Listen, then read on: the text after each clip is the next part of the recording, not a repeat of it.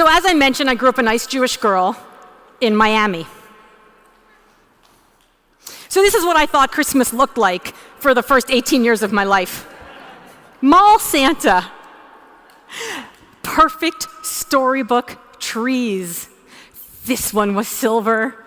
That one was gold. This one was all white. My parents, no matter how much I argued, refused to get a tree. And I couldn't wait until I moved out, and one day I would finally get that first tree of my own. And then I met lots of Spark John from Cincinnati, Ohio. I got a Cincinnati, Ohio whoop. I like that. I'm going to go home and tell him he got a hooday. So I go home to lots of Spark John's house, and I couldn't wait. I was like, what color are they going to pick? What theme are they going to pick? And it turns out they didn't pick. They took all of them. All of the colors and all of the themes. I thought we would have this perfect storybook Christmas. But I watched in horror as they started one by one carrying these boxes, these old, dirty, tattered, torn boxes from the attic. And one by one started pulling out these old, dirty, torn ornaments. This one was blue. That one was green. This one is chartreuse with like a, is that sparkles or have they all worn off? I don't understand what's happening there. Didn't they know? All these years they could have had perfect magical storybook Christmas, and all these years they chose this? But then they started to tell the story. They started to tell the story about each and every one of these ornaments.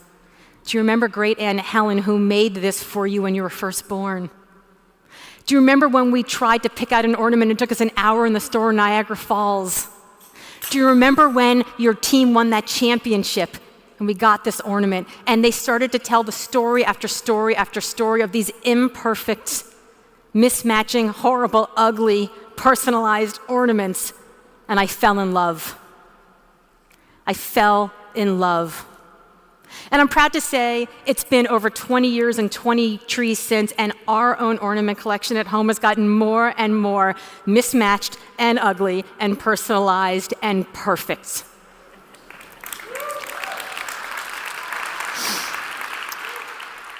Now, it's not just me. Do I have any Michiganders in the house? Wow.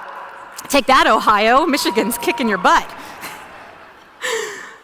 You might recognize this store. It's called Bronner's. It's the largest year-round Christmas store in the world. It is the size of 2 football fields. The parking lot fits 2,500 cars. There is a $1,250 monthly electric bill. There is a 17-foot Santa in the front and a 15-foot snowman in the back, and if the younger version of me had seen this store, her head would have exploded. But my sense is that it's so chaotic in there that nobody even would have noticed.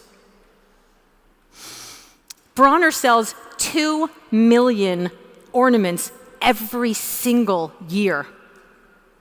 2,400,000 of these are these horrible, ugly, mismatched, personalized, perfectly storybook Christmas ornaments. A lot like this one, my favorite ornament. This is me and my husband. We got this ornament in a corporate swag bag before we could afford to buy any of our own. And we took a little Polaroid that happened to be sitting on the table and we stuck it inside. Look, we're babies. And that ornament goes on our tree every single year, along with all those other ornaments that have been demoted to filler or the ones that we bought on December 26th on sale. And we laugh about how far we've come since that first Charlie book, or the first Charlie Brown storybook 3-ornament tree, because we have realized that in fact, our definition of success isn't that perfect, beautiful storybook tree, but in fact, it's cramming our mess onto that moment.